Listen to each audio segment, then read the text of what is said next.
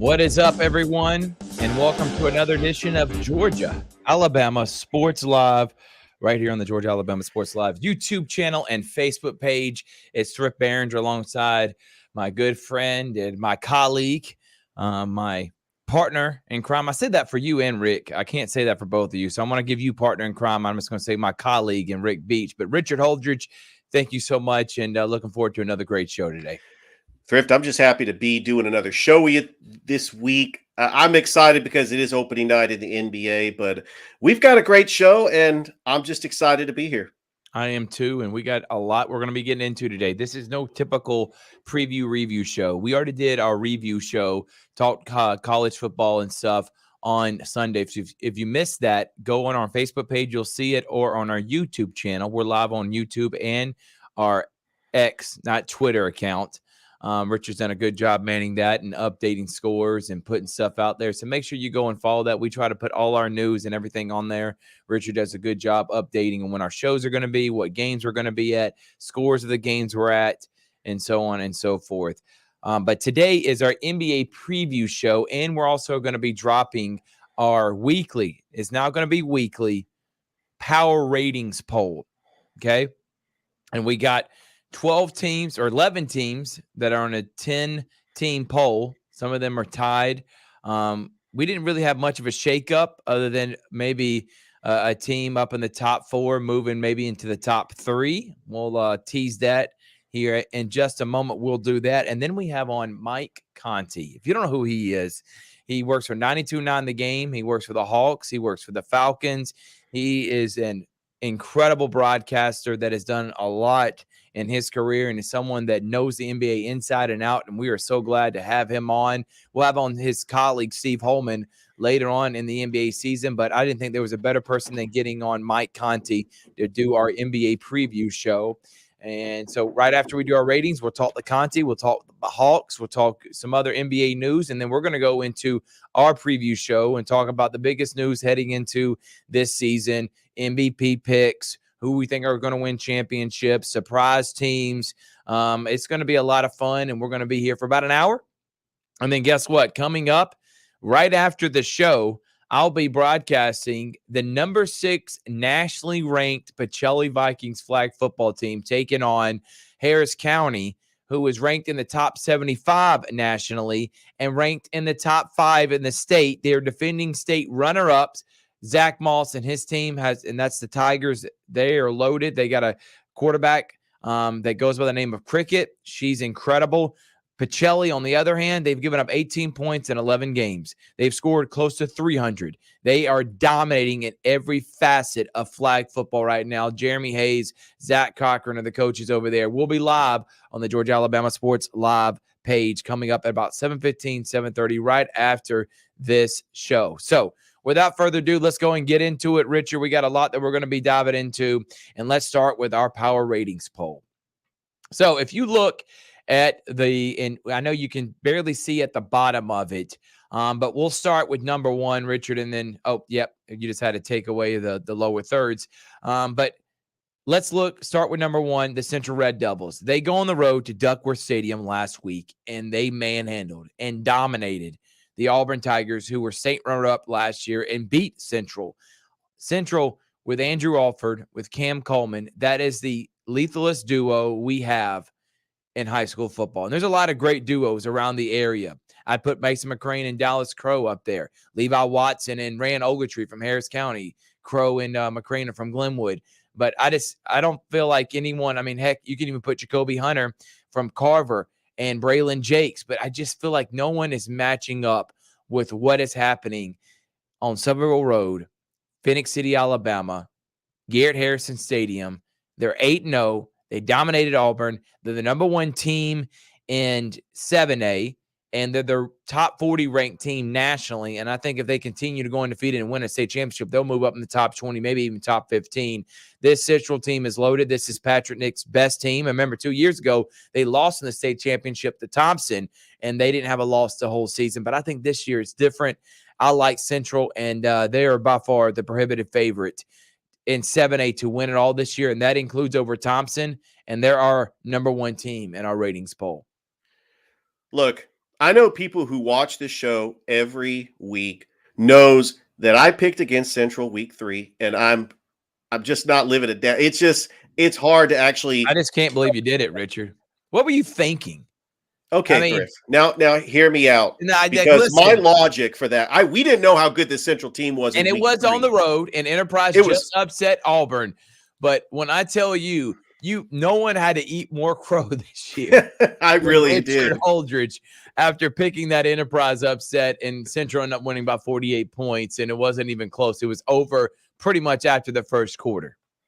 I think that fired up the Central players and coaching staff to get a big win So against you gave him Enterprise. bulletin board material. I did. I really did, because who's this guy that's doing a hot sports take? I mean, why does he got against Central? No, Right. Central's a great team, and they are firing on all cylinders. I mean, they really have only had one close game all year, and it was to Opelika. I mean, I should have known after they beat Hewitt Trustful on the road to start week 1 that this was going to be a special team. And they have a special quarterback. It's the perfect marriage.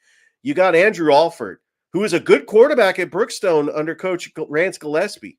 He was a very good quarterback. He comes into the system of Coach Patrick Nix. We all know him as a quarterback whisperer. And Andrew Alford just lights up the stat sheet. I mean, he's got a trio of receivers with Cam Coleman. It starts with Cam Coleman. He is the best player in the state of Alabama. And there's a reason. Yeah, And there's a reason. there for is a that. reason. And their defense is loaded, and Central by far is the favorite, Richard. And we're going to go through these quickly because we want to Of course. We got Mike coming on here in about 8 minutes. Number 2, Glenwood. They dominated Morgan. Morgan had 17 players. Nothing changed with them winning 48 points or dominating Morgan. These ratings, when we do these, and if you're just now listening to us and you're looking, you're like, well, how can Glenwood, a private school in the AISA, be ahead of Carver, who's a 3A school, or Spencer, who's a 2A public school, or Auburn, who's a 7A public school? Obviously, all those teams would probably beat Glenwood on a neutral field and probably beat them pretty handily. We don't rate them that way. The way we rate them is as off of talent. How talented is your team? Second, it is off of that's third, but second is off of chances to win in your league. Are you the favorite? Are you top 3 to win it all? And then last is dominance. How dominant have you been throughout this year against your opponents? And Glenwood has dominated literally everyone. They have not had a close game. Every game has been by double digits or more. Well, it can't be more, but it's been by 15 points or more. I don't even know why I said, like, if Glenwood won 125-0, that school should stop playing football, because, and then Ryan Nelson, I don't think he's got it in him to put 125 on the board, because that's pretty much like Georgia Tech back in the 20s, 30s, 40s, when they beat Cumberland 225-0. It was 1918. Right, 1918. So Glenwood is ranked number 2. Richard, real quickly, anything on the Gators? Or they're pretty much still the same team as we talked about last week, just dominant and the favorite in the AISA to win it all? Well, they're consistent, 9-0. Coach Nelson's got a great coaching staff. And you talked to him on Monday. And they got a big one against Chambers, who is on our rankings, by the way. We'll get to them in just a moment. Absolutely. This is a non-region game, and I think that Glenwood's going to be fine. But Thrift, we gotta, Glenwood's going to be okay.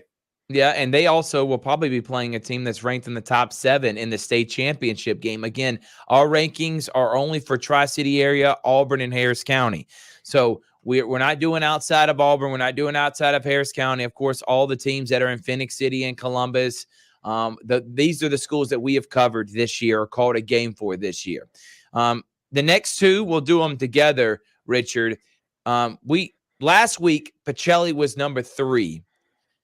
And then Harris County was 4. This week, we have both Harris County and Pacelli being ranked number 3. Reason being, Harris County just took care of business against Northgate. They have shown why they are the surprise team. I think they're the darling team of this area. They're 7-1. They've won 7 straight. They beat Northgate. They're 1 win away from being region champs. 9-1 would be the best record Harris County's had in a long time. And they may even, Richard, Harris County win a state championship. And for a team that went 2-8 last year to now be 7-1, credit goes to that coaching staff. And Pacelli didn't do anything wrong. They're still ranked 3. I know we put Harris County above Pacelli. It could have been either way. They're both ranked number 3 at this point and both tied for 3rd. And Pacelli, they got a forfeit win, by the way. Heritage forfeited their game this week. I don't know if people were sick or what was happening, but Pacelli is now going to be 8-1 already. Harris County 7-1. Both those teams have had excellent seasons. Pacelli's won 8 straight since losing to Glenwood, and they are the favorite in the GIAA to win a state championship. So that's really pretty much all the movement we have for this week. Everything else is still the same. Harris County and Pacelli tied for 3rd. Richard. Well, they're both on a 7-game win streak, and everything is in front of them to not only win a region championship, but to go deep in the playoffs.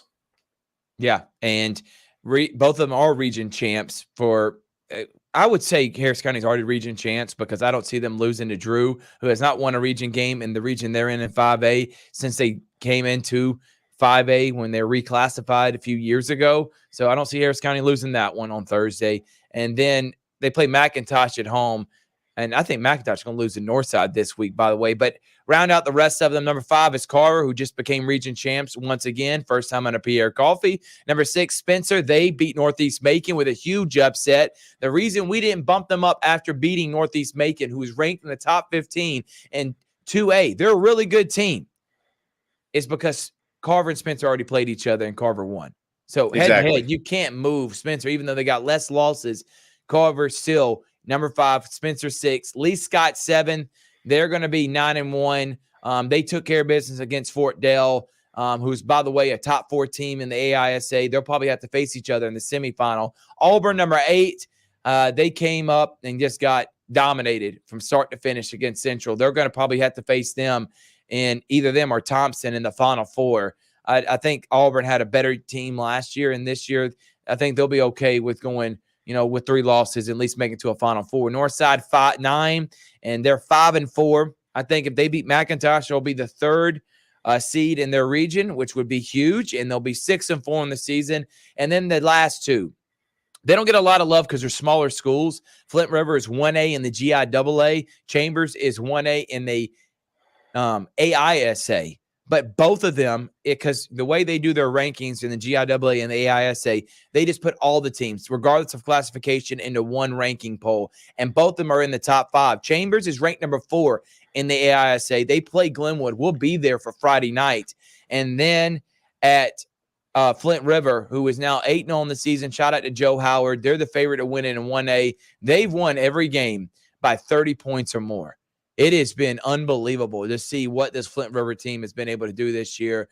And the team from Woodbury, team from Lafayette, Alabama, Chambers, and Flint River round out our top 10. Quickly, Richard, anything else before we have on Mr. Mike Conti? It's a great list. I mean, we came with it together. Not a whole lot of changes from last week, but I'm starting to see the teams pull away, and I'm hoping that all these teams do well in the playoffs. I think so too. And I can't wait to see what is going to be a fantastic year this year, Richard. At the playoff time, we could have in the Phoenix City, Alabama, Tri-City area, 3 to 4 state championship winning teams. And think about in years past, we were excited when one team, like last year, Pacelli, getting a chance to make it. This year, Central, Glenwood, and Pacelli, all are favorites to win it. That could be 3 state championship winning teams. All right, let's bring on our next guest because this show is about NBA preview show.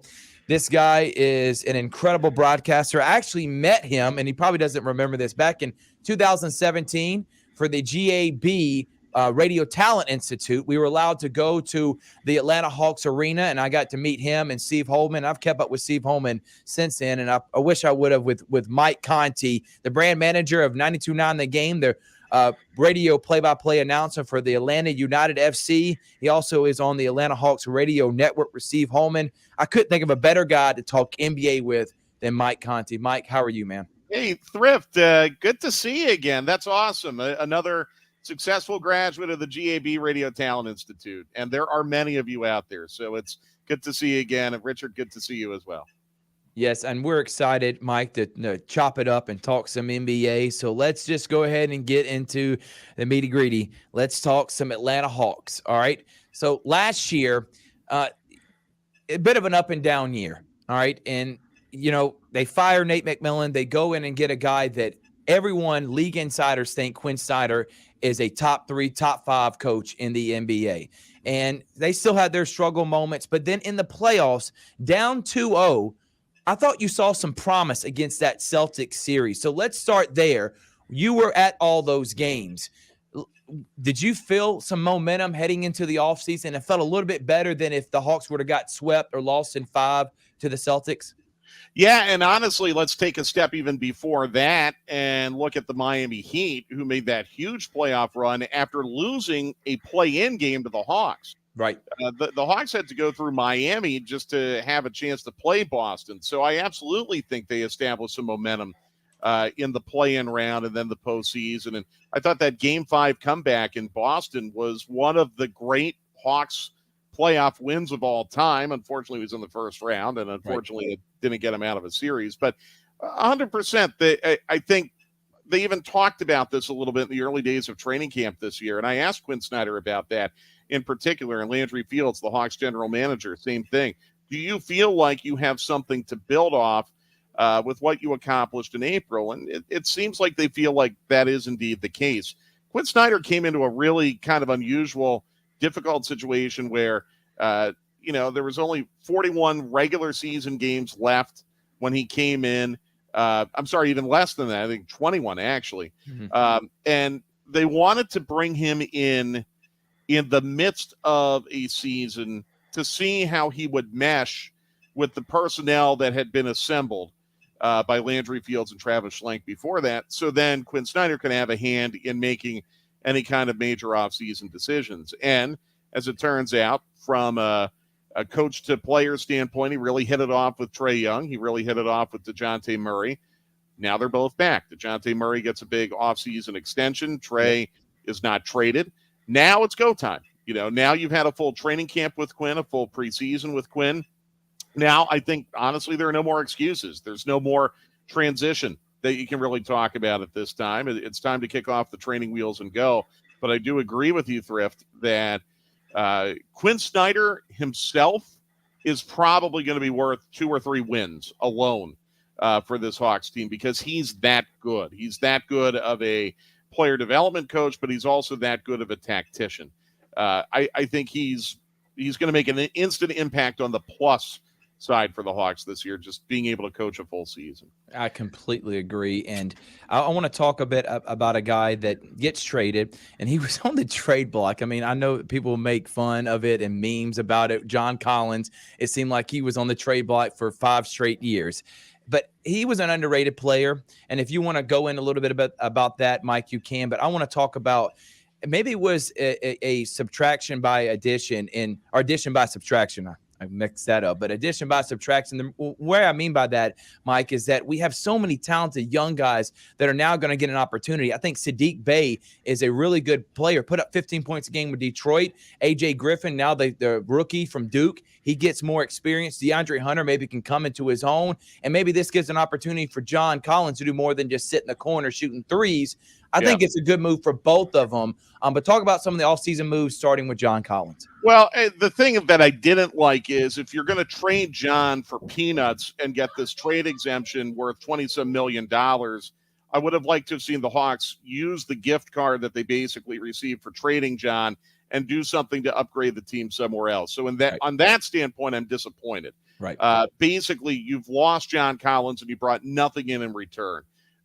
So I understand the addition by subtraction argument, because you're right. It does open up for more playing time now for Sadiq Bey, a guy who had a 50-point game in Detroit. But yeah, I don't know how much the Hawks really think of Sadiq Bey right now. They did not pick up his contract option, his rookie contract option. So this puts Sadiq Bey in kind of a prove-it situation now. I do believe he'll be the opening night starter for the Hawks at power forward, but I'm not necessarily sure, unless there's something I'm not aware of, where maybe they're working on something down the line that's bigger money. I'm not necessarily sure what the level of commitment is right now, with the Hawks and Sadiq Bey. Jalen Johnson, I think, is someone who could benefit from more minutes. I think he's a guy who's only going to get better by playing. I'm not exactly sure that Jalen Johnson has shown in 2 years the level of consistency that maybe you would look for someone who's going to be a heavy part of that rotation. And then you have kind of an X factor in Onyeka Okongwu, who has seen some time in the preseason at the 4, but someone who is very, very new to the art of shooting three-pointers. Right. To the point where I actually thought, he was cranking up threes in the preseason. I thought he was kind of just messing around. And then I found out, no, this is something that they're actually kind of working on. So you're right that the Hawks do have some depth, and this will open up some opportunities to do some creative things in the front court. I just would have liked to have seen the Hawks go out and try to find an impact player who can get them closer to where they want to be, which is a top 4 seed in the Eastern Conference. And I frankly feel they failed to do so this offseason. Mike, the Hawks have a great backcourt with Trae Young and DeJounte Murray, but where is that third scoring option going to come from, you think? Well, it's a big year for DeAndre Hunter. I think he'll have the opportunity if he stays healthy. Otherwise, I think it becomes Bogi Bogdanovic. And honestly, Bogdanovic comes into this NBA season with the benefit of being healthy. He didn't have any offseason injuries or surgeries or anything like that, like he's gone through the last couple of years.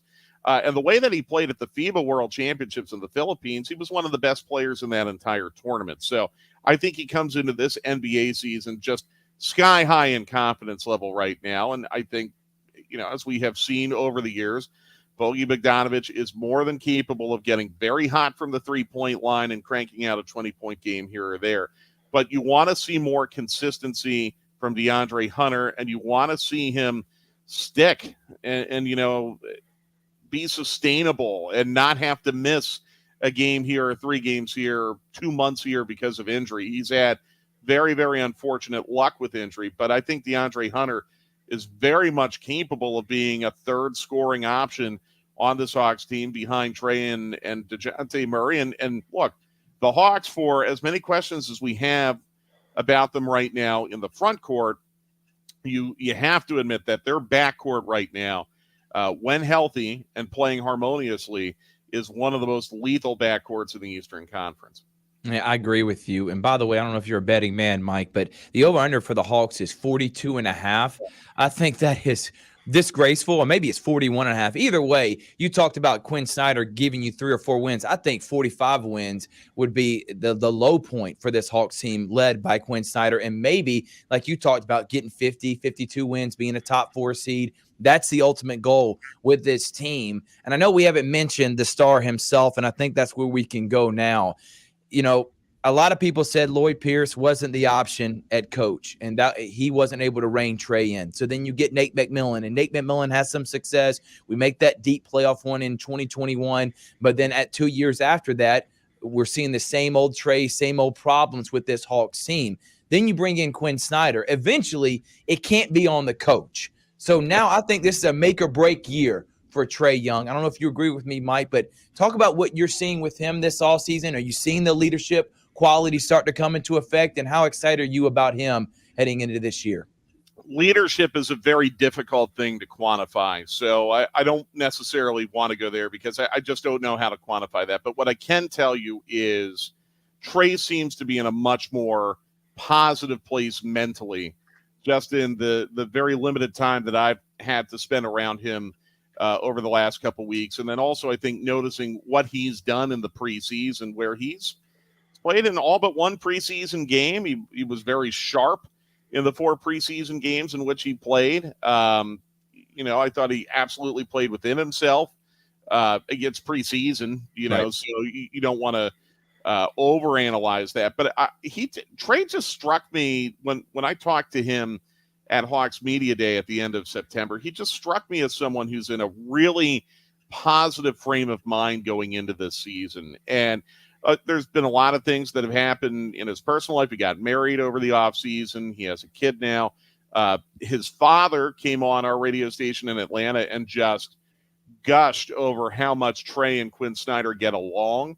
I even talked to Quinn about that and some of the things that he as a head coach has to do to relate to a player like Trae Young. And it seems like right now they're in a really good place. But I would also say that Trae was at times in a very good place with Nate McMillan, and then that eventually didn't work out. And there were times where Trae was in a good place with Lloyd Pierce. That didn't work out. And when it started to not work out is when the Hawks started to lose. So how are the Hawks going to deal with that adversity this year? The NBA season is a grind. It's an 82-game season. Even the year where the Hawks won 60 games back in 2015, and they had a 20-game winning streak, they also had instances where they'd get clobbered by the Toronto Raptors or the Charlotte Hornets, or they'd lose 2 or 3 in a row, and you kind of scratch your head like, where does this come from? So how are the Hawks and Trae in particular going to be able to handle those moments of adversity? I think one thing that the Hawks did, Landry Fields, the GM, did this offseason that was very, very smart, is to bring in some veterans like Patty Mills, Wesley Matthews, to just try to bring maybe a little bit more adult stability into the locker room. And that's not an indictment of Trae. I know you asked me about Trae, and I'm kind of going in another direction, but I do think Trae is going to benefit from having some veterans in that locker room who can shoulder some of the leadership burden. And maybe that takes pressure off Trae a little bit, where he can just go out and play and be Trae and be free and not have to worry about some of the leadership things that can, mentally and physically distract you. Hey, Mike, we have the roster. They play Charlotte tomorrow, but are there any players that are on this Hawks roster that could see time down at the College Park Skyhawks? They'll play there for a little bit. One in particular, I'm thinking of the rookie guard, Kobe Buffkin from Michigan. I'm thinking that he just needs time to develop. He's going to be the future backup point guard to Trae Young. Do you think that he makes this roster, or is he going to spend some time down at College Park? No, Kobe Buffkin's on the Hawks, no doubt about it. I mean, he will. I'm going to use a soccer analogy here, Atlanta United. He's on the first team. There you go. Kobe, I'm sure, look, there will be instances where if they can get him a game down in College Park and they can work all of that out, I know there's some contractual mechanisms that come into that, but if they can work that out where they can get him a game down there, they probably will at some point. I think Kobe Buffkin's going to play a lot for the Hawks, and I was very pleased with what I saw from him in the preseason. Someone who really gives you a lot of effort defensively. I think you saw that. Flamethrower from the three-point line, 40% three-point shooter. Now, again, doing that every night in the NBA, I think A.J. Griffin would even tell you that's very difficult to sustain. But I was very encouraged with what I saw from Kobe Buffkin. Smart guy, really well-spoken. Came from a big program and had a coach in Juwan Howard who he said prepared him very, very well for the NBA. So I don't think you're going to see much of Kobe Buffkin in the G League this year. I think you're going to see him a lot in the NBA. Guys like Seth Lundy out of Penn State, Mohamed Gay out of Washington State, might see a lot more of them in College Park than with the Hawks. But I think Kobe's on the Hawks all the way, and I would expect him to be, a 10 to 15 minute per game player to start this season. That'd be awesome to be able to see that. We're with Mike Conti of 92.9 The Game, the play-by-play announcer for Atlanta United, also part of the Atlanta Hawks radio network. It's you and Steve Holman every night. I love listening to y'all. And I want to ask, that's going to be my last question, talk about working with the legend and Steve Holman. But I do, Mike, want to talk a little bit as the NBA as a whole, and we're staying in the Eastern Conference. I don't want to keep you too long, but talking about some of the top teams, like maybe Boston going and getting Drew Holiday. Obviously, everybody knows about Damian Lillard going to Milwaukee. But aside from those two teams, I think everything else could be up for grabs. That includes the Heat, the Cavs, the Hawks. I mean, the 76ers, they're all in that bunch for who could be 3, 4, and 5. So talk about the Eastern Conference as a whole, and who would be your favorites going in? Boston and Milwaukee for sure. Milwaukee, I think, though, is one injury to Lillard or Giannis away from being in big, big trouble. Yep. So they better, pray to the basketball gods, because I think they made themselves a lot less deep with the move to bring in Lillard, and that's the risk. Lillard's a 75th anniversary team player, absolutely one of the best players in the league currently, and arguably one of the better players in the history of the league. But if he or Giannis go down for 20 or 25 games, I think Milwaukee's in a lot of trouble. That's why Boston is always there at the end of the year, because of their depth. Cleveland is a team I really like and have liked for the last couple of years, they are a very tough matchup because of their front court and their rim protection and their length. And then you have, Donovan Mitchell and Darius Garland, who are just a really dynamic, up-tempo, high-scoring backcourt. Cleveland is not necessarily going to blow you away with, the same roster as, Phoenix or Golden State, where it's just all-stars everywhere, but really good players everywhere for the Cavaliers. I think they're a top 3 team in the East. I wouldn't be shocked if Cleveland was the number 1 team in the East, to be honest with you, when it's all said and done. Milwaukee scares me because of that depth issue a little bit. I think Boston's window might be teetering on closing just a smidge, and I think they're going to miss Marcus Smart a lot more than they realize. Cleveland's a team that keeps developing and in a positive direction. I don't necessarily trust the Knicks. I don't trust the Nets.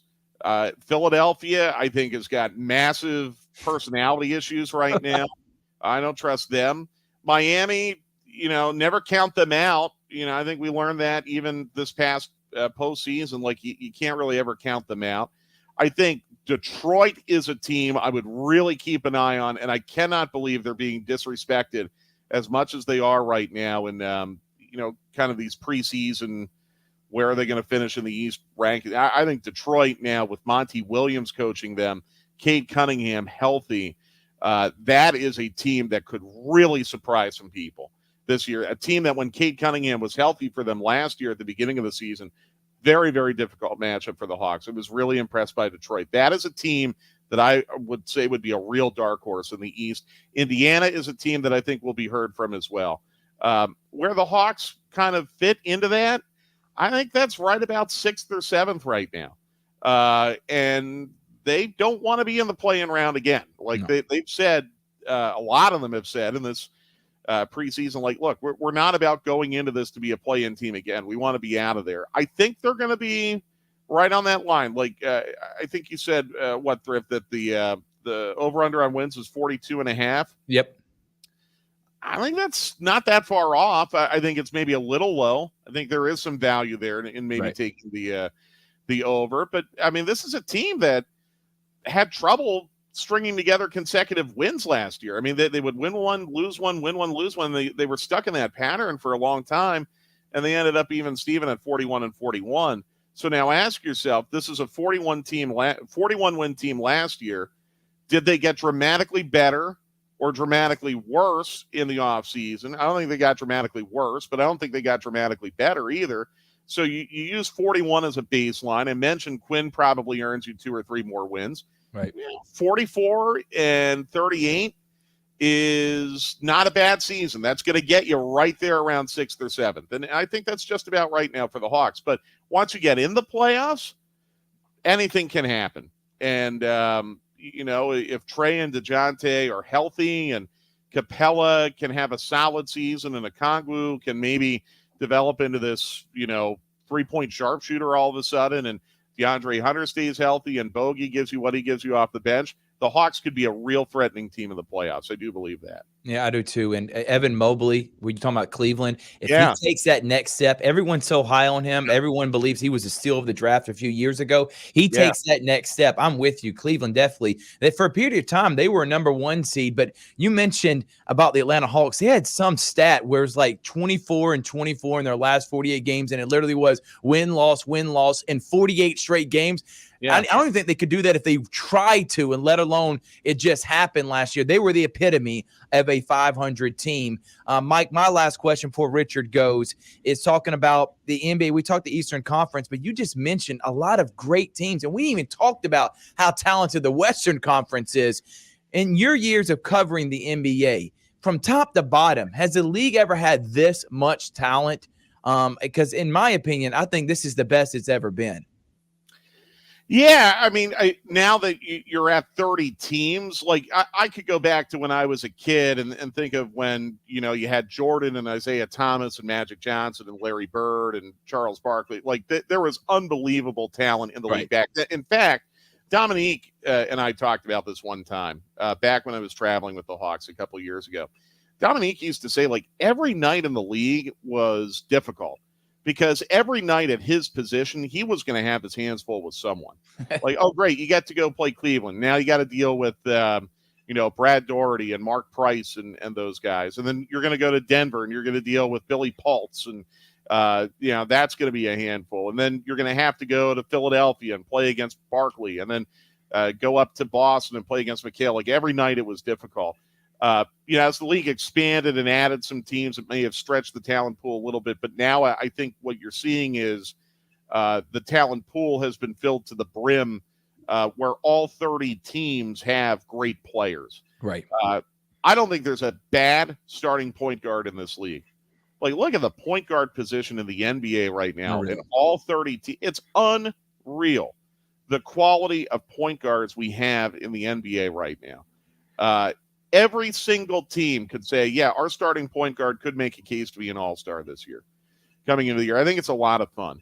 I also think what you're seeing, though, is, you mentioned Evan Mobley. I think you're seeing college players now really leaning on that college experience and maybe even a second year of college experience and being more NBA ready now. And you're seeing some really great contributions from young players and rookies in particular, like Oklahoma City. Oklahoma City is a team that I think could be very sneaky top 6 in the West this year. Why? Because essentially they bring in Chet Holmgren as nothing, not a free agent or a draft pick or anything. He sat out last year. Now he comes in and it didn't cost you anything in the offseason. And you pair him with Shai Gilgeous-Alexander and the rest of that group over there. They're going to be outstanding, I think. And then San Antonio with Wemby could be the most unique player we've ever seen in the league. And he's not a college player, obviously. So, right. I don't want to get stuck on that. But young players are stepping into this league now and making instant impacts. And it's becoming, I think, less of a veteran-driven league and more of a first, second, third-year player-driven league. Mike, does it look like the Denver Nuggets are going to repeat as NBA champs, or is another team good? Let's just say, are the Denver Nuggets a flash-in-the-pants team like the 2019 Toronto Raptors, or is this sustainable? Are we looking at a possible dynasty? Dynasty, maybe not. Sustainable, yes. I think they can contend for a while because of Jokic. I mean, once the Raptors lost Kawhi Leonard, that was it. That was the end of their championship window. Right. Jokic is going to be on the Denver Nuggets for a long time. What they've assembled around Jokic, though, it's so solid with Aaron Gordon and Jamal Murray and just what they've built around the best player in the league is going to be sustainable. So barring anything unforeseen injury-wise to Jokic, I think Denver should be the favorite in the Western Conference. They might not be. I think a lot of people are very starstruck about Phoenix, and I get it. I think Phoenix is going to miss DeAndre Ayton a lot more than they realize, but everyone's really starstruck about Phoenix. Everyone's really starstruck about Golden State, and that's cool. I look at teams like Denver, Oklahoma City, Minnesota, maybe, if they can get it together. Those are the teams in the Western Conference that it's going to be like a trip to the dentist having to play them this year. And in a 7-game playoff series, those are not teams I would want to have to play against, because the finesse teams, I think, are going to get worn down by them.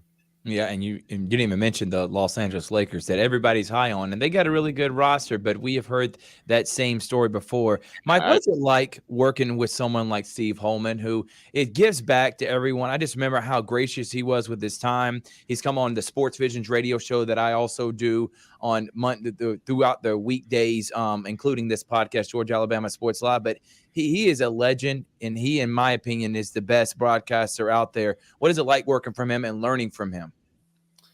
Yeah, it's really cool. It's almost like kind of being allowed to step into a time machine and have a connection to the NBA the way it was. Because when Steve was me, he was working with Johnny Most in Boston. And Johnny Most, who's one of the most unique but legendary NBA broadcasters of all time, longtime voice of the Boston Celtics going back to, I think the 1950s. So, and Steve was a part of the game in that era I talked about, where it was Dominique and Bird and Magic and Jordan and David Robinson and Charles Barkley. So it's really neat for me to not only hear the storytelling about the old days and how, teams used to fly commercial on the first flight out, like just absolutely unimaginable things now, and how they would have to stay in kind of seedy hotels, whereas now, we stay in beautiful hotels every night.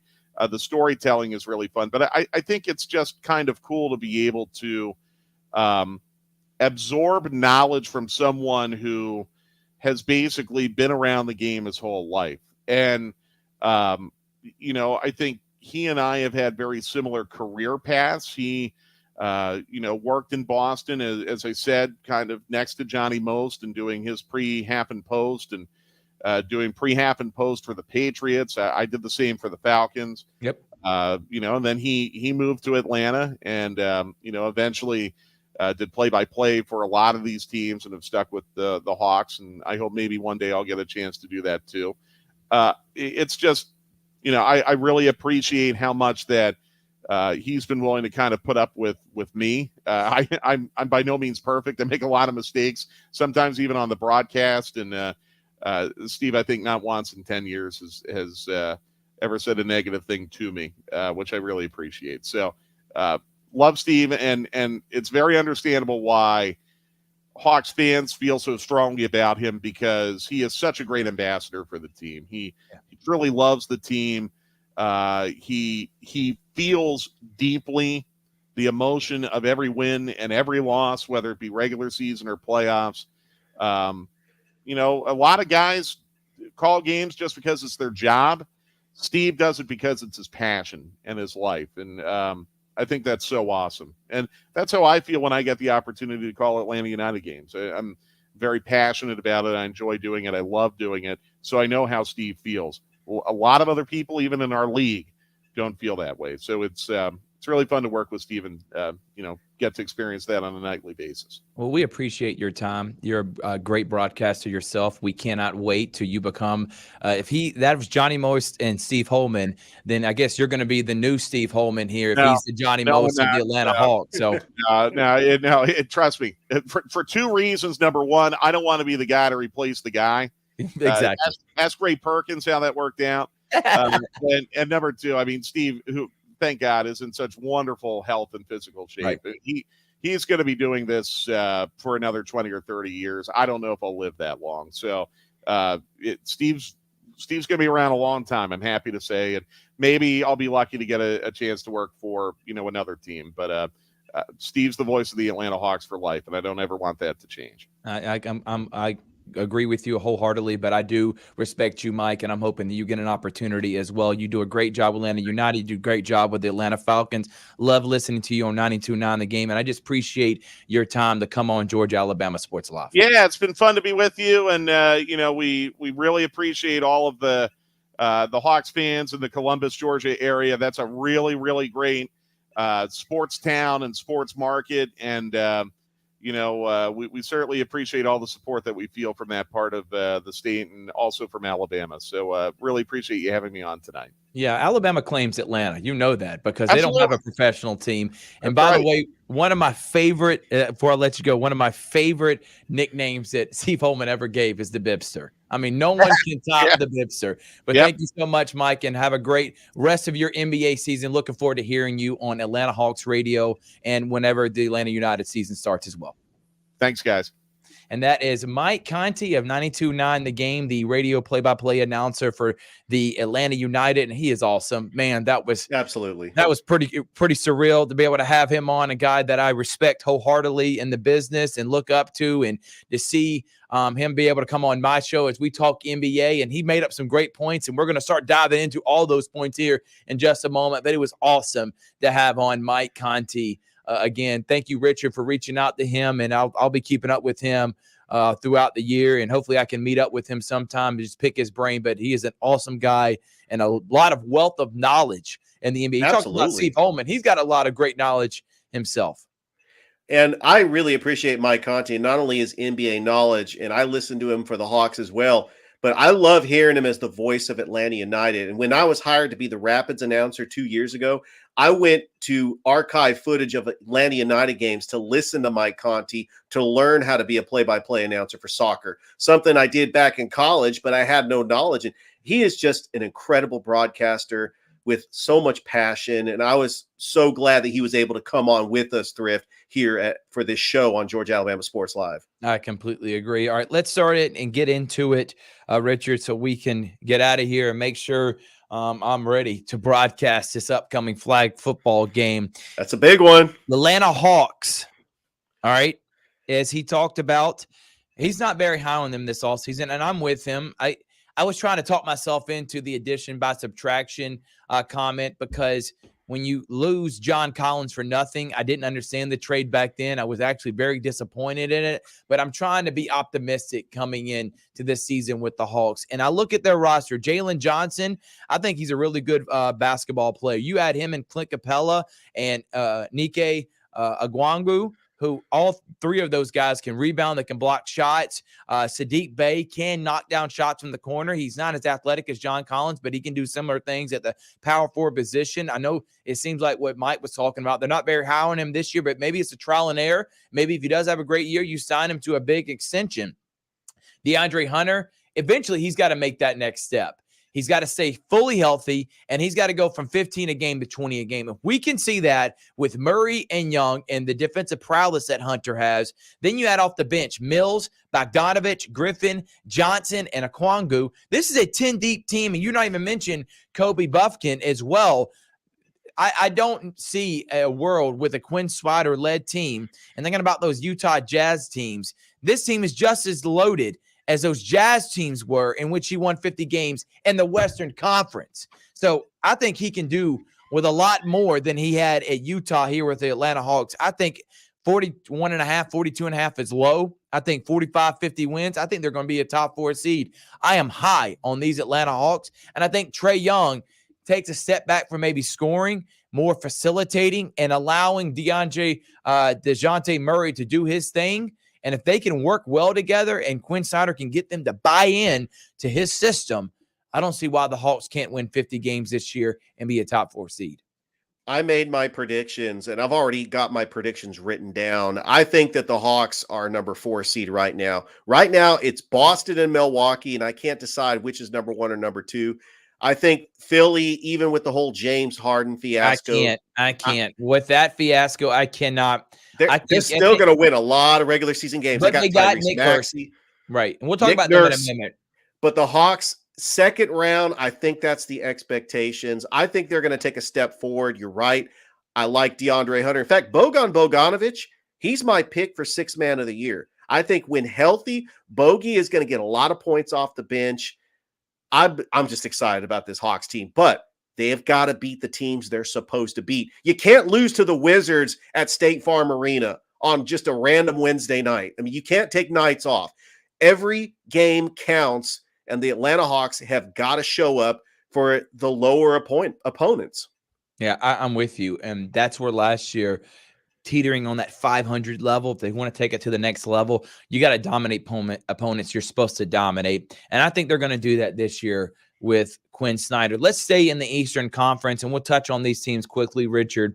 You mentioned the Philadelphia 76ers. I think this is a dumpster fire waiting to happen. I think one or two things could happen. One, it's going to be a dumpster fire, and they're not going to know what to do with James Harden, and it's going to make Joel Embiid so mad that he may even ask for a trade request, or Nick Nurse is going to get this to buy in. They're going to find a way to trade James Harden for something that is valuable to this team, and they'll win 50 games. Those are the two options. I don't see them being middle of the pack. I don't see them being a 6 or 7 seed. Either they're going to be bad and they're going to have to Embiid, and something's going to happen. I just don't like the way this year's starting. I don't like everything that's going on with the personalities between Daryl Morey and James Harden. I'm not going to say they're not going to make the playoffs, but I'm just not liking how this is going. And eventually, Joel Embiid is going to want to win a championship. He's almost 30 years old. How many more years with his legs does he have at being top 2, win MVP last year, top 3, top 5 player in the NBA? I'm saying 4 or 5 years. Does he want to waste it and be in the middle of the pack team with Philadelphia? Eventually, he's going to want to ask for a trade. I think if it continues down this path, I'm not ready to put the 76ers as a 3 seed. I'm going to put them around a 5 seed. And it's Boston 1, Milwaukee 2, Cleveland 3. I think the Cavs are going to be the 3 seed. 4 is going to be Atlanta. 5 is Philly, Miami, or Indiana you could throw in there. Heck, even Orlando, I think it's going to be competitive. But I'm just not ready to believe in the Philadelphia 76ers. What about you, Richard? That's a good list. My dark horse to make the playoffs, I agree with Mike Conti. I think it's going to be the Detroit Pistons. James Wiseman is my pick for most improved player of the year. And the reason why is his minutes are going to go up. He was the number 2 overall pick for the Golden State Warriors. They just didn't utilize him. With a healthy Cade Cunningham coming back, and you have Jaden Ivey, they've got some great players. I think that Usar Thompson is going to be first team all rookie. I think the Detroit's got a young team. Monty Williams is a good coach. I think they sneak into the play-in game, but that counts as making the playoffs. I think the Pistons will make the playoffs. All right. Well, Jalen Duran last year averaged 9 and 8. He takes a step forward and averages double-double. They also got James Wiseman, Marvin Bagley III, and Isaiah Stewart. They got 4 big men. I don't think they need that many big men, to be honest with you. But if they all play well, they could use that as a trade asset. I'm with you on Usar Thompson. They also got Joe Harris, Alec Burks, and Monte Morris. And then plus Cade Cunningham and Jaden Ivey. This is an underrated team. I'm with you. The fact that they're 25 win total this year, no chance. Not with Monty Williams. I think they're going to be over. They're going to be around 35 to 40 wins, maybe even 40, maybe from 500. And if that's the case, a lot of that has to be credit to Monty Williams. My surprise team, if you're going to take in the East the Detroit Pistons, mine's going to be the Orlando Magic. Because eventually you see a guy like Paolo Banchero who played with the USA team this past summer. He looked sensational, and he had a really good year last year. As a rookie, he put up 20 and 7. I've liked him since he was at Duke. I think he has it. And, that it factor that everyone likes to use, I think he does have it. But Franz Wagner, if you don't know who he is, that's a German player. That's a guy that can ball. Okay. He can shoot from the outside. He plays great defense. He can facilitate. There's not many things he cannot do. And if you can get Markelle Fultz, Jalen Suggs, Cole Anthony, those guys to buy in together, then you got Joe Ingles, a veteran leadership off the bench. Jonathan Isaac, if he could ever stay healthy, he's always had a lot of promise. And then you got Mo Wagner, Franz's brother, who's also off the bench. Wendell Carter Jr., this team is deep. They've made some great Anthony Black. They just took in the first round this year. They've made some great choices in their NBA draft. And eventually, these draft picks got to start winning. Okay.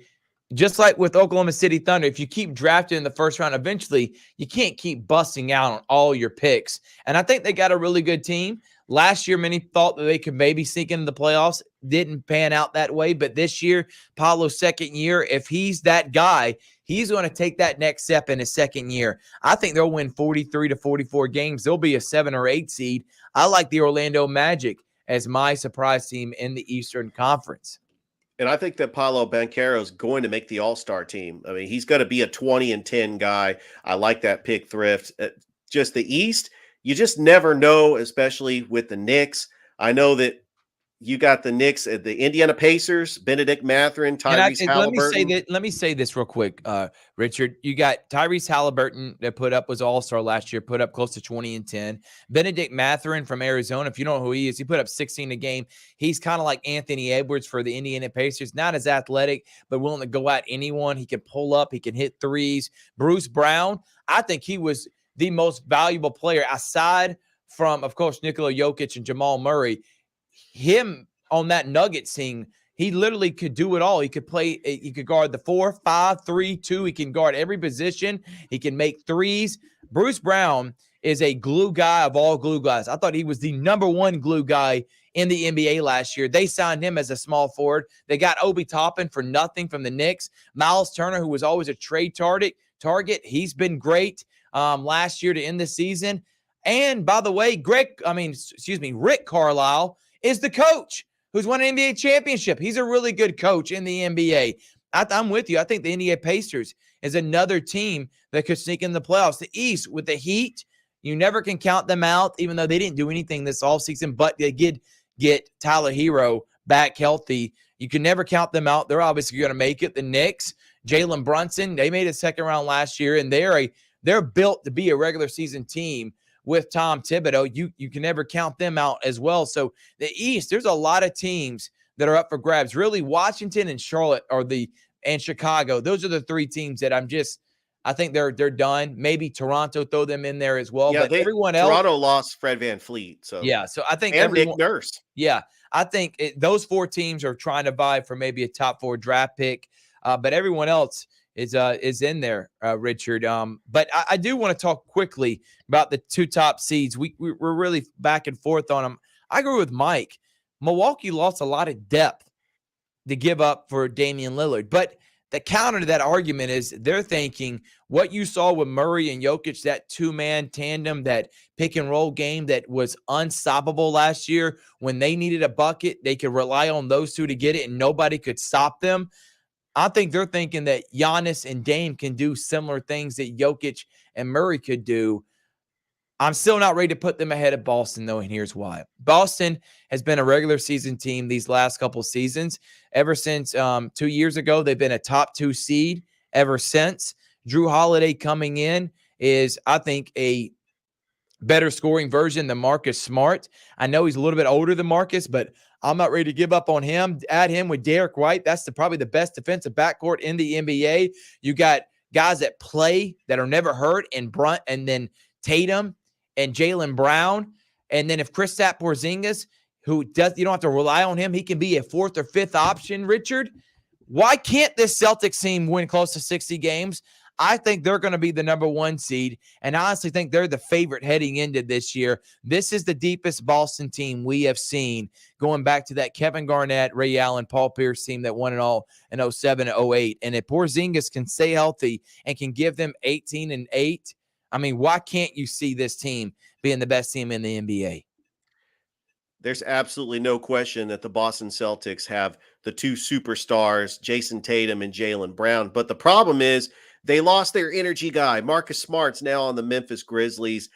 Derek White hit big shots for the Celtics. Yeah. With Kristaps Porzingis, you get a little bit more offensive firepower, but where's the defensive stoppers coming? They've lost Robert Williams. They lost Grant Williams. I mean, their length and their depth on defense is what makes the Boston Celtics great. They've traded that by getting more offensive weapons. Yeah, I'm with you. And they did that, and they got a guy that won't make bonehead mistakes that you see sometimes with Marcus Smart. And then Grant Williams, as much as we love him around here, being part of the Sam Mitchell, I think that his time was up for the Boston Celtics. And they believe in Joe Mazzulla. And then they also added some great people, including Mike Budenholzer on his staff. Plus, you got Jeff Van Gundy in the organization. They believe that with this veteran staff, with Joe Mazzulla, that they'll be competitive this year. They'll be maybe the number 1 seed in the Eastern Conference. We'll hit the Western Conference quickly, Richard, before we give our picks, and then MVP predictions, or championship predictions and MVP picks. Start with the Los Angeles Lakers. Austin Reeves had a great offseason with the USA Basketball. I think it's when these players play in the Olympics or play with USA Basketball and get to play with other great players, it elevates their game. I remember back in 07, 08, that NBA, not NBA, but the Olympics, in which LeBron James and Chris Paul and Kobe Bryant played in. Remember, they beat Pau Gasol in that 08 Olympics. Then you go on to see Carmelo had his best team and best season in the NBA, goes on to the Western Conference Finals. LeBron James won his first MVP. Chris Paul was great. Dwayne Wade, who come off injury, put up 30 and 5 or 6 and 5 or whatever it was, and led the Heat to a pretty miraculous season with the lack of talent that they had. And then, of course, Kobe Bryant doing what he did. But they benefited off of being around other great superstars, including how Kobe Bryant carries himself. I see that with Austin Reeves this year. They re-signed Jared Vanderbilt, Anthony Davis. LeBron thinks that he's going to be in a top 3 for MVP consideration. If that's the case, with Christian Wood, Rui Hachimura, Taurean Prince, Gabe Vincent, Cam Reddish, I think, and Jackson Hayes. I mean, this is the deepest Los Angeles Lakers team they've had. Then going back to that team that won a championship in 2020 and going back even further, the team that won it in 2010. I think Taurean Prince is an underrated signing along with Gabe Vincent. You saw the Heat last year. Gabe Vincent was one of the reasons why they made that deep playoff run. He can play great defense. He can hit timely shots, and they got him coming off the bench. And then if they do trade D'Angelo Russell for whatever, they can move him into the starting position. I think that was a huge pickup. Great job by the GM. And I can't think of his name right now for the Los Angeles Lakers. Rob Pelinka. I think Los Angeles Lakers are going to be vying for a top 2-3 seed in the Western Conference. Well, there's a lot of people that think the Lakers are going to win the championship, but let's dissect the Lakers just a little bit because health really plays a factor. Anthony Davis has got to play at least 60-plus games, and we haven't really seen LeBron and AD a full season with their arsenal. You look at Austin Reeves, D'Angelo Russell, Rui Hachimura. I like the Lakers pieces. However, the Western Conference is stacked. You got Phoenix. Phoenix is going to be a great regular season team with the big three. I expect Kevin Durant, Devin Booker, and Bradley Beal to average 20 points a game, but they're going to lose the presence of DeAndre Ayton. Denver, you can't count out the champions. Well, hold up. Before we move on, if you were going to move on to Phoenix, I didn't know you were going to go that route because I thought you were going to. Oh, yeah. I was talking about how stacked the West was. Yeah, and I agree with you. And but if you're going to mention Phoenix, I'll talk about them real quickly. When you talk about DeAndre Ayton, as much as I wanted to blame him for last year just not performing and just quitting on his team, I still take him over Joseph Nurkic. Now, people in Phoenix believe that Nurkic is going to be a good screen and roll guy. They can run the offense through him. They don't need a point guard because they got enough guys like Booker, Bill, and Durant that can, carry the load and dribble the ball and facilitate if they need to. They did sign Grayson Allen. They do have Yuta Wanabambi, who can knock down shots last year for the Nets. And then, Eric Gordon, another good signing. I think he's got that can come off the bench and score points. I'm with you, though. I'm not ready to believe in this Phoenix team because the team you got to beat in the Denver Nuggets, Richard, has a problem that you can't rectify. You don't have a center that can guard Jokic at all. And I think that's going to be a huge problem. But who knows? Maybe Bill Booker and Durant, that three-man crew, can find a way to just outscore everyone, put up 120 points a game, and be a top 3-4 seed. I don't know if I'm ready to say that yet just because of depth-wise. There's a lot of teams that got good players. It's about who's got a deep bench, who can play well together. But Vogel's a really good coach. He's won a championship wherever he's been. Maybe gets them to buy in, and maybe they can be. I put them in the same category as I do the Warriors, Clippers, and the Lakers. All four of those teams in that area. They're all in the same division, by the way. The Clippers with Westbrook and finally Paul George and Kawhi Leonard, if they can stay healthy, who knows where they can be. I would never bet on anything Clippers-wise because of them always sitting out games. But Golden State, another team with Chris Paul, they think that he has just changed the projected and the trajectory of this team, a team that won the championship 2 years ago, and that him and Curry are going to play together. I mean, I would never count out the Warriors. I think this is finally like their last hurrah with Kerr and Thompson. I don't think they re-sign him after this year. No. Bob Myers left mainly because he didn't want to have to be the guy that said, Clay, we're moving on from you.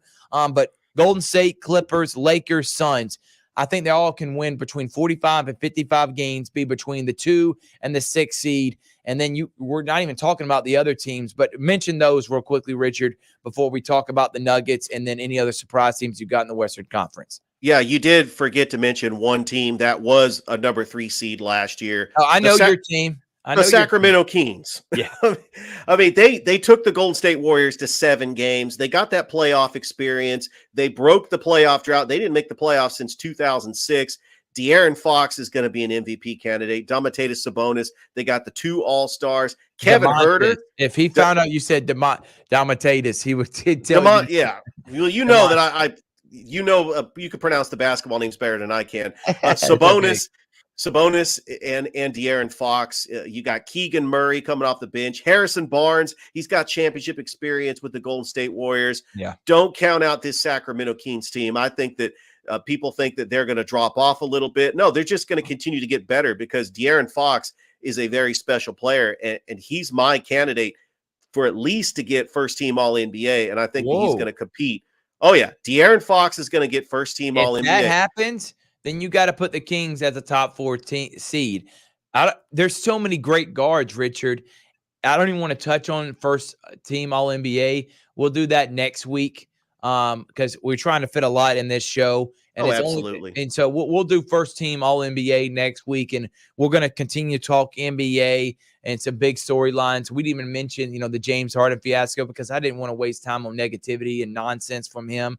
It makes me so mad. But let's do some surprise teams so we can get our picks because I do want to get the picks and the predictions in beforehand, and then we can talk All-NBA team next week when we do our show. My surprise team, there's 2 of them, and I like the Houston Rockets. I think Fred VanVleet, I think Dylan Brooks, along with Jalen Green, Jabari Smith's going to come into his own. Afarun Segun, Tari Eason, the Thompson, Reggie Bullock, Jacques Landale, Cam Whitmore, Aaron Holiday. I mean, this team's got a lot of young, talented players. By the way, Ime Udoka is the coach, and we saw what he did with a young, talented team with the Boston Celtics. He got in their ASS, and guess what? That team went from in the outhouse to the penthouse and almost won an NBA championship. I'm not predicting that with the Houston Rockets, but nobody's talking about them right now. And I think with the VanVleet, who's won an NBA championship, Brooks, who everyone said was a Chinese, going to play in China next year, he's still a good NBA player. He just got ahead of himself. And Jabari Smith, who I've been high on with since he was at Auburn, I think he's going to take an even further step and maybe be most improved this year.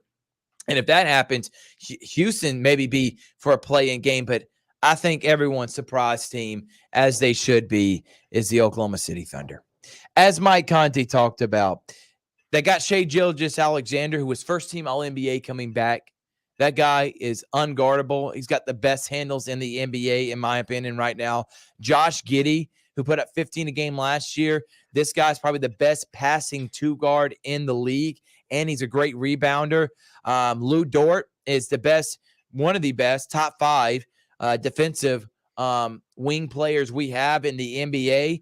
Jalen Williams, if you don't know who he is, this guy, Jay Will, put up 14 and 5 last year. He's from Santa Clara. Last year was his rookie season, and he put up 14 and 5. I think he's going to be even better this year. And then, oh, by the way, you have the number 2 overall pick, Chet Holmgren, in. And if he can give you anything along the lines of maybe 15 and close to 10, 3 or 4 blocks a game, and then they got all the draft picks. And if they want to try to win now, they can trade and go get a top-notch superstar to go along with all this talent, or they can stay put. I mean, it is a good time to be alive. Sam Presti's showing why he's the best GM in the game. I think the Oklahoma City Thunder win close to 50 games. I think they're going to be a top 5, top 6 seed. I think they're going to be what Sacramento was last year is what Oklahoma City is going to be this year. Thrift, my 2 dark horse teams. Let's start with the Utah Jazz. I think that Walker Kessler is just going to continue being a great player. You got Lauri Markkanen. You got Mike Conley, Colin Sexton. Utah's going to be in the play-in game this year. And then my other dark horse team is the New Orleans Pelicans because Zion Williamson is going to play majority of the games this year. Fingers crossed that he's not going to get hurt and Brandon Ingram is going to be an all-star. That dynamic duo. New Orleans was in the play-in game last year. I think that New Orleans can make a deep run if Zion is healthy. Yeah, I think so too. And they're not getting a lot of talk because of Zion. But if Zion can finally live up to his potential with C.J. McCollum, Brandon Ingram, Herb Jones, another great defender guy from Alabama who surprised everyone last year. Trey Murphy, he had a sensational rookie season last year. He put up close to 15 a game for the Pelicans. You got Murphy, who is out for the season, so I don't know why I mentioned him, but he's a great player on the roster. Larry Nance, Jose Alvarado, we know about the thief, swiper no swiping. Jose Alvarado, Jonas Valanciunas. They at one point last year, the Pelicans in the first 30 games of the season were the number 1 seed. I do remember that. In top 4, maybe the first 40 games, and then they went downhill. But if everything can come together with New Orleans, they're another team, and the West is so hard to predict. And that's why if you're the Clippers or any of the other teams, the Lakers, the Suns, you can't just sleep through your way through the regular season because you may not make the playoffs or have to be in the play-in game, and you don't want to have your season on a one-game scenario. So I think this is why it's going to be the most competitive Western Conference we've seen in a long time. And we even talked about the defending NBA champs, the Denver Nuggets. And Richard, you talked about them a little bit with Mike Conti. I'm just going to mention them real quick before we do our MVP picks and champion picks. I don't like losing Bruce Brown for nothing. But they think Christian Brown, who had a really good couple NBA Finals games, he's going to take that role and maybe even be a better scoring version than Bruce Brown was. They still got Reggie Jackson. They got Justin Holiday. They got Zeke Naji and DeAndre Hunter that can come off the bench. But mainly it's the starting 5 of Kentavious Caldwell-Pope. Shout out to him. Jamal Murray, Michael Porter Jr., Aaron Gordon, Nikola Jokic. They think that's the best 5 in the NBA, and I agree with them. I think they'll win over 50 games. They'll be a top 2 seed again, top 3 seed. And you have to put them in there as a team that is the favorite to win it all again. And speaking of which, Richard, let's do our Eastern Conference and Western Conference finals. I'll start with the Western Conference. And it's such a tough one, but I'll let you go first, Richard. All right, starting with the Western Conference Finals, I believe that the Denver Nuggets are going to be there. And I think this is really, it's the same Western Conference Finals. I think it's going to be the Lakers and Nuggets again. Yeah. But the Nuggets, they swept the Lakers last year. I think the Lakers actually make it, a 6-game series. They'll be a little bit more competitive. But you can't ever count out the champions. Like Houston Rockets coach Rudy Tomjanovich said, never underestimate the heart of a champion. 1995, the Rockets were a 6 seed, and they just ran through the table, swept the Orlando Magic. I think this Denver Nuggets team, led by their coach Mike Malone, I think that we're starting to see something special with Nikola Jokic, Jamal Murray, Michael Porter Jr. They have a great team, and I think Denver comes out of the West. And they're not Toronto like you talked about. They're not an anomaly. This is a team. No, not at all. I'm not going to put them in the Golden State Warriors category, but they are a team that if they win it again this year, they're going to start getting into that dynasty dominant mode that I think potentially they could be with their dynamic duo of Murray and Jokic. I'm going to go the same thing, Richard. I'm going to go Denver Nuggets and the Los Angeles Lakers. The Lakers are the deepest team they've had in a long time. And I think this is LeBron's one of his last hurrahs to try to win another championship. I'm gonna take the Lakers over the Nuggets to make it to the NBA championship. And then on the flip side, in the Eastern Conference, I'll go first. I think it's going to be Milwaukee-Boston. I think the Hawks make it to the second round. They play against Boston, and they lose out against them. I think it's Celtics versus Bucks, and I think the Celtics, who have beat the Bucks 2 years ago, remember, when Mr. Chris Middleton gets hurt, and if he doesn't get hurt, I think the Bucks beat the Celtics and maybe win a championship. I think this year the Bucks take the throne. Lillard and Giannis beat Boston in a brutal bloodbath of a 7-game series, and that's going to be Lakers and Bucks, Giannis and against LeBron, NBA Finals, and I'm not ready to pick yet. I'm going to let you pick your Eastern Conference, and then I'll make my pick. Well, great minds think alike, Thrift. We know that the 2 top teams in the East are going to be the Celtics and the Bucks. I look at this Bucks team. They have Giannis, Chris Middleton. They traded away Drew Holiday to get Damian Lillard, who's a dynamic player. They did lose some depth, but this team that won a championship back in 2021, they could have beaten, I think they would have beaten the Celtics if Chris Middleton didn't get hurt. Health is going to be an issue, but I think if the Bucks play the Celtics in the Eastern Conference Finals, I think the Bucks can beat the Celtics, and I think it's going to be a great series. I think the Bucks beat the Celtics in 7. Yeah, And I know we haven't mentioned, by the way, because we got to hurry and get out of here because I'm about to be broadcasting a huge huge flag football game coming up. We didn't mention Memphis. I'm not touching them, and I don't want to talk about them until I know Ja Morant can come back. As good as I think Derrick Rose could be for Ja Morant and Marcus Smart, I think they're still going to win games. I think they're still going to make the playoffs. I'm not saying they're not, but saying they're going to be a number 2 seed like last year, not ready to believe in them. And until Ja Morant gets his head right, I'm putting them on the back burner right now. That's why I didn't even want to mention them. Same thing with the 76ers. And then Spurs and Portland. Obviously, Portland's playing for a first-round draft pick. They're not trying to win now. And the Spurs, as good as Wembanyama could potentially be, Wembanyama, they're not a playoff team yet. They got talented players. I like Vassell. I like Keldon Johnson. But they're still a couple pieces away from being even competitive. But they'll get there, and I cannot wait to see Victor Wembanyama play. And hopefully I can go see him play in person. Golden State, another team. They're going to vie in that spot. And the Dallas Mavericks, Kyrie Irving and Luka Doncic, they played like crap last year. And you want me to believe in it this year? And then Jason Kidd, I think this is a disaster waiting to happen, to be honest with you. Absolutely. And I don't think that they're going to be even close to one of the top teams winning it all. My championship is Bucks versus Lakers, and I have LeBron winning his 5th championship. I think this is his last hurrah. This is his best team to be able to do it. I think they're deeper than the Bucks, and then he will solidify himself as the number 2 greatest player of all time.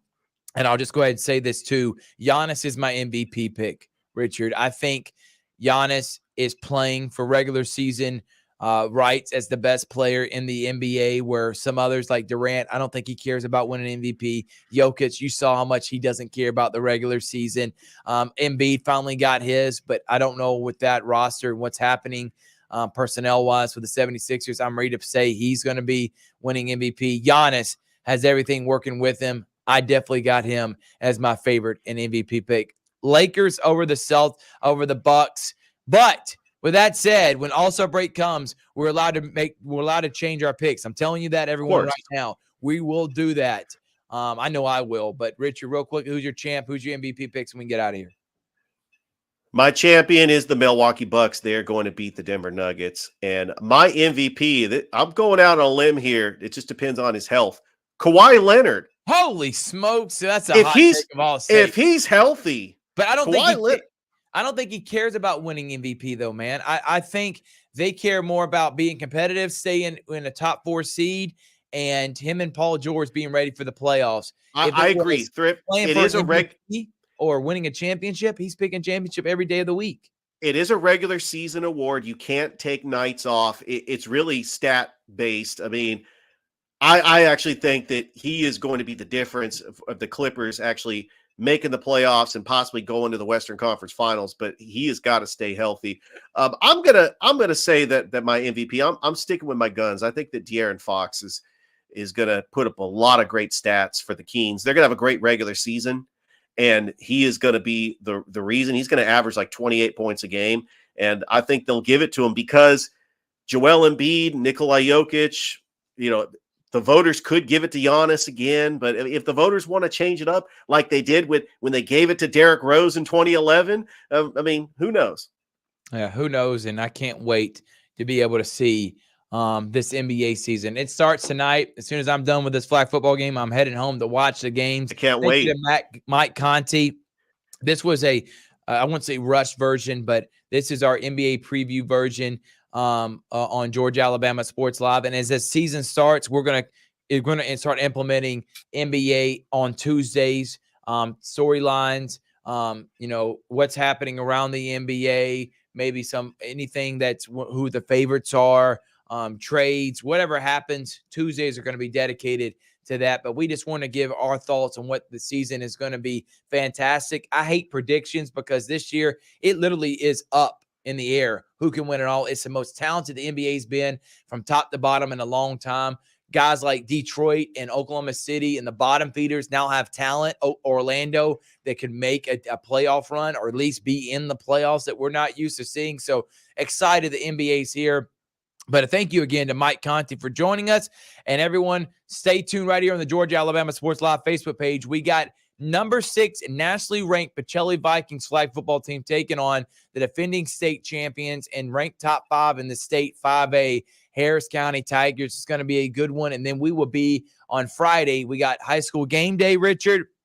And then plus, we got Glenwood, number 1, taking on number 4 Chambers. From Richard Holdridge, I'm Thrift Barringer saying thank you so much. Subscribe on YouTube, like us on Facebook, and we will see you on Friday for high school game day.